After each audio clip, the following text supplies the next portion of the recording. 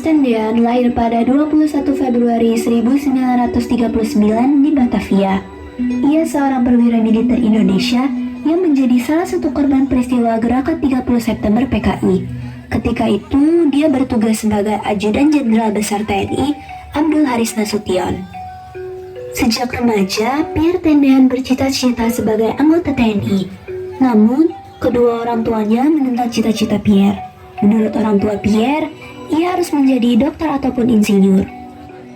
Nak, bagaimana saat kamu sudah lulus SMA nanti? Ibu sarankan kamu coba mendaftar FKUI dan ITB saja. Tapi aku ingin menjadi tentara, Bu, mengikuti tes AMN. Apa salahnya kau mencoba, nak? Jika nanti tidak lolos universitas ini, mungkin ayah dan ibu bisa mempertimbangkan kamu untuk masuk ke AMN. Baik ya, saya akan mencoba. Tapi, Pierre Tendean dengan sengaja tidak serius menyelesaikan ujian masuk kedua sekolah tersebut, sehingga dia dinyatakan tidak lulus. Melihat hasil ini, akhirnya orang tua Pierre memperbolehkan dia mengikuti ujian masuk AMN. Bu, maaf saya tidak lolos ujian universitas ini. Tidak apa-apa, nak. Setidaknya kamu sudah mencoba. Baiklah, nak. Karena kamu tidak lolos ujian ini, mungkin ayah dan ibu mengizinkanmu mengikuti tes AMN. Pierre pun diterima sebagai calon taruna ATK angkatan ke-6 pada bulan November 1958 dan dilantik pada tanggal 26 November 1958 di Stadion Siliwangi. Ketika sedang beristirahat di barak, dengan keheranan, teman sekamar Pierre bertanya kepadanya. Pierre, mengapa kau tega sekali membiarkan ibu dan kakakmu menangis di rumah karena kau mengikuti Akmil? Mendengar pertanyaan itu, Pierre terdiam sejenak, lalu dilanjutkan oleh kawan Pierre yang lain.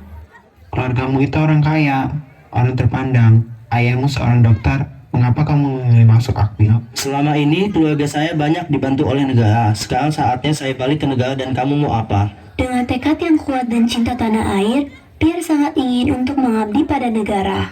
Di tahun 1963, saat Pierre libur bertugas, kedua teman Pierre mencambangkannya dengan Rukmini. Beberapa kali, teman-temannya mencoba menggoda Pierre dengan mengajak Pierre untuk datang ke rumah Rukmini.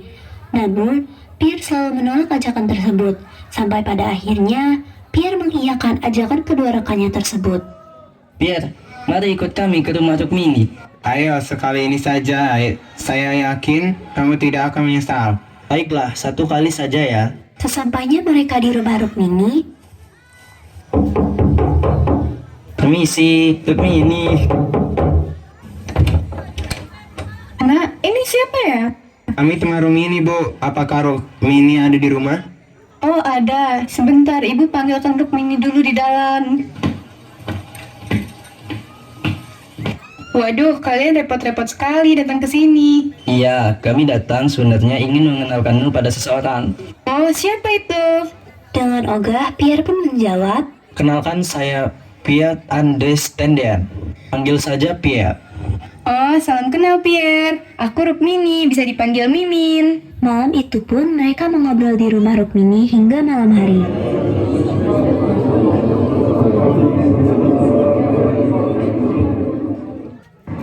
Kami pulang duluan ya, Mimin.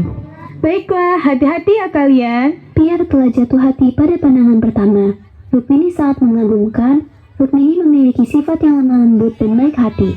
Namun sangat disayangkan, mereka juga memiliki banyak tantangan dalam hubungannya. Terutama karena keluarga Rukmini menentang hubungan mereka. Cukup disadari bahwa Pierre dan Rukmini memiliki keyakinan yang berbeda. Mereka juga di dalam situasi hubungan jarak jauh. Pierre mendapat panggilan untuk bersekolah di Sekolah Intelijen Angkatan Darat di Bogor. Setelah bersekolah di sana selama 3 bulan, dengan bangga Pierre mendapatkan nilai yang sempurna. Sehingga Pierre dipercaya untuk banyak mengikuti misi militer. Salah satunya adalah misi Dwi Korah. Pierre memimpin pasukan relawan untuk memasuki beberapa negara di luar negeri. Tugas negara yang diemban oleh Pierre membuat keluarganya khawatir. Begitu pula dengan Rukmini. Akhirnya, sang ibu yang berteman baik dengan mertua Jenderal Abdul Haris Nasution meminta agar Pierre ditarik mundur dari garda depan kepada sang jenderal. Pada saat itu, Pierre juga meminat pujaan hatinya, yaitu Rukmini di Medan. Betapa terkejutnya Rukmini saat sampai di rumah karena sudah ada keluarga dari Pierre dan keluarganya yang tengah berkumpul di ruang tamu rumahnya. Loh, saya kira Mas datang sendiri. Saya tidak pernah bilang bahwa hari ini saya akan datang sendiri. Maksud kedatangan kami kemari untuk meminang anak kami dengan wanita pilihannya, Rukmini. Waduh Mas, saya baru pulang dari pasar. Apakah tidak apa-apa jika saya memakai baju seperti ini? Tidak apa-apa, kamu tetap terlihat cantik di mata saya. Pak, Bu, kami sangat senang atas kehadiran Bapak Ibu datang kemari dengan maksud yang baik pula. Namun, untuk jawaban dia atau tidak kami serahkan kepada putri kami langsung. Bagaimana, Nak? Apakah kamu menerima? Iya Pak, saya mau. Akhirnya, diputuskanlah bahwa mereka berdua menikah pada bulan November di tahun 1965. Ketika Pierre sampai Jakarta, banyak yang merebutkan Pierre Tendean untuk menjadi ajudannya karena kecerdasan dan keberanian Pierre Tendean. Lalu, sejak tanggal 18 April 1965, Pierre Tendean pun resmi dijadikan ajudan Jenderal Abdul Haris Nasution. Pierre merupakan sosok yang humble. Ia dekat dengan keluarga sang jenderal termasuk anak dan istrinya Jenderal Nasution. Meskipun begitu, dengan menjadi ajudan Jenderal Abdul Haris Nasution tidak membuat Pierre jauh dari senjata, malah menegangkan 30 September 1965. Pada dini hari tanggal 1 Oktober 1965, saat itu menjelang jam 4 pagi, sang jenderal mendengar bunyi gaduh dari depan rumahnya. Saya mendengar bunyi gaduh di depan. Iya Pak, saya juga mendengarnya. Coba Ibu cek dulu. Ada apa, Bu? Gawat Pak, itu adalah pasukan Cakrabirawa. Mereka sedang mengepung rumah kita Pak. Adanya keributan ini membuat salah satu pasukan Cakrabirawa menyadari ada orang di balik pintu kamar tersebut. Siapa itu di balik pintu? Dengan penuh kekejaman, sak pasukan Cakrabirawa menembakkan senapannya ke pintu kamar tersebut.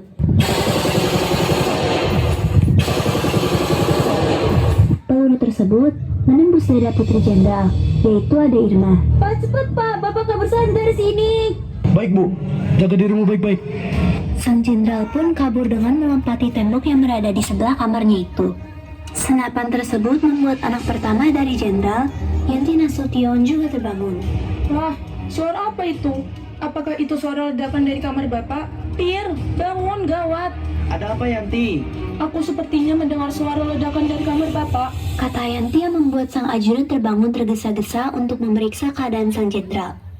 Pada saat Pierre membuka pintu pavilion, ia melihat sangat banyak pasukan Cakrabirawa yang sedang mengepung rumah tersebut. Di mana jenderalmu?